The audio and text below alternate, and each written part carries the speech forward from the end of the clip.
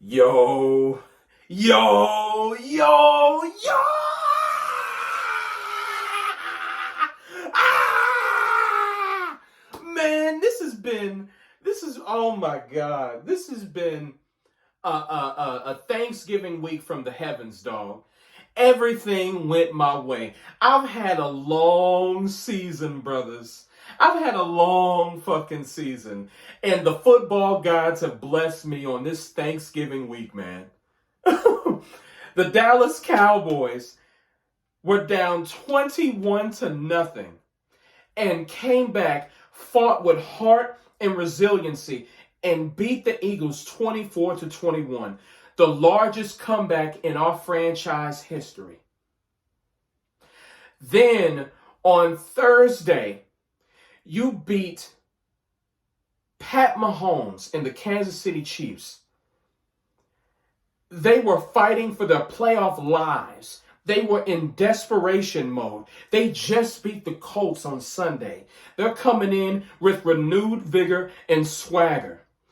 And Dak Prescott outduels Pat Mahomes. Two impressive wins over the Super Bowl champions and the Super Bowl runner-ups in a 4-day span.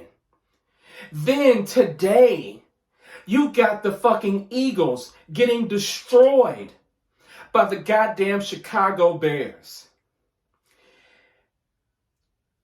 DeAndre Swift and McGonagall, whatever his name is, whatever his fucking name is, I don't know him. They both had over 120 plus yards rushing on the Philadelphia Eagles today. Jalen Hurts looked like trash. The offense, of course, Philadelphia's offense looked like trash. And they dropped another fucking game. They were just 8-2 a week ago. Now they're 8-4. And the Cowboys have a chance to win this division. If we can get a nice Philly special 2023 collapse, we can win this division, brothers. We still got to run the table, but we can win this division. The division crown is in play right now. And then to top it all off, my Longhorns get the dub 27-17 over those fucking Aggies. Hey, I know a lot of Aggies fans and Cowboys fans. Hey, at least some part of your week went well. It didn't go well tonight, but at least some of your week went well. And so you got them Cowboys, but hey, your Aggies, man, Trey Wisner had over 160 yards rushing today. We haven't had a 100-yard rusher all season. That's how bad the Texas offensive line has been. We haven't had a 100-yard rusher all season.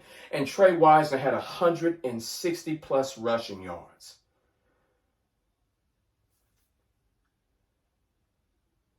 Arch Manning has continued to improve.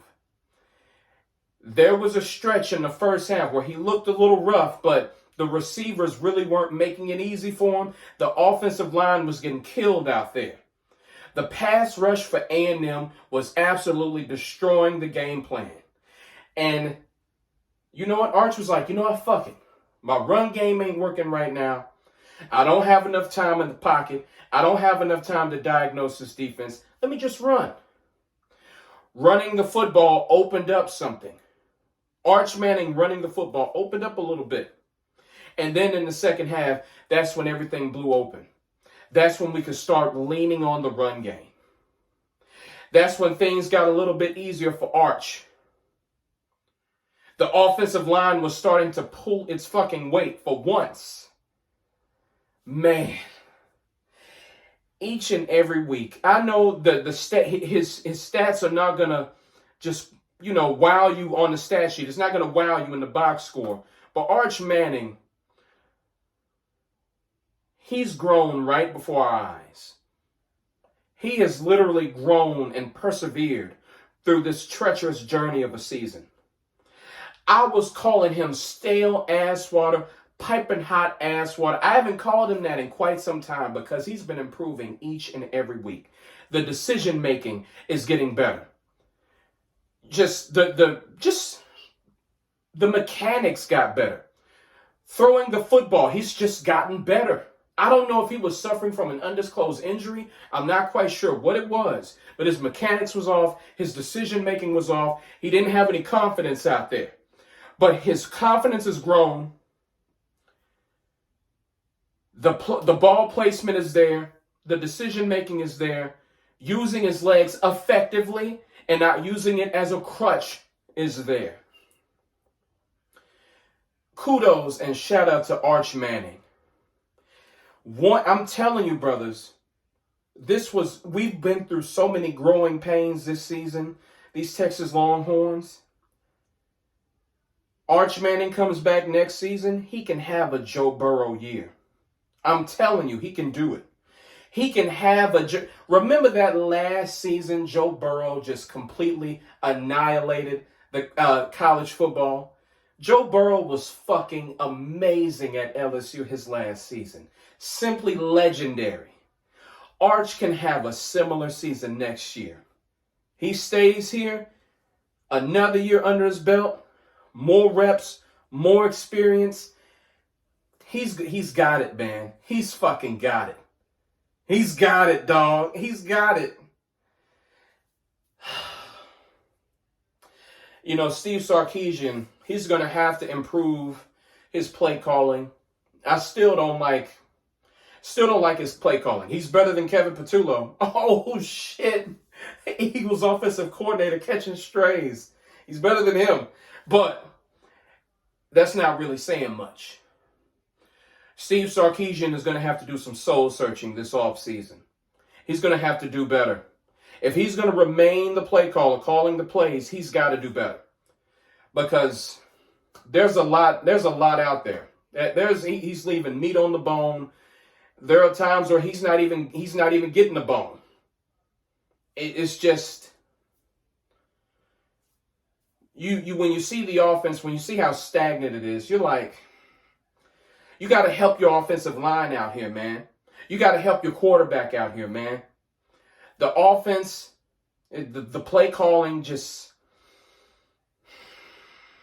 it needs improving big time. So if you're going to continue to call the plays, you need to do some soul searching, and you need to get some consultants, and you need to see what you can do to improve this offense. Because this ain't it. The Longhorns finished the season 9-3. We avoid the dreaded 8-4. That's like going 8-8 in the NFL, or 9-8 in the NFL, or 8-9. That's what 8-4 in college feels like. I know there's some lowly bottom feeder programs who will be happy with 8-4, but 7-5, 8-4. That's basically 8-9 or 9-8 in the NFL. It's mediocre. It's mediocre. So we avoided the dreaded 8-4 season. We beat Vanderbilt, A&M, and we beat Oklahoma, all who were in the top 10 at the time we faced them. I know people are going to be like, oh, you lost better. You're going to get points for losing better. I know I'm going to have a couple of those people in the comment section. But we are the only team to play Ohio State like that. We were Ohio State's best win. And we are the ones who played them the closest. Out of anybody in the Big Ten, nobody in the Big Ten can say we played Ohio State just as hard as Texas. We deserve special consideration from the committee. We beat 3 top 10 teams. They were ranked in the top 10 when we faced them. They're currently ranked now. Oklahoma is number 8. Vanderbilt is number 14. A&M was number 3 and had a chance to go to the SEC championship game, and we stopped them from going to the SEC championship game. And we played Ohio State extremely close with subpar play from Arch Manning at the time. We deserve special consideration. We deserve to be in the playoffs. We do. We have stronger resumes than a lot of the teams ahead of us. And if Michigan loses tomorrow to Ohio State, which I think they will, and if Vanderbilt loses to Tennessee, We're going to leapfrog those two teams. We should leapfrog a couple of other teams. No, there are quite a few teams that can't say that we beat 3 top 10 teams. They can't say that we played Ohio State close.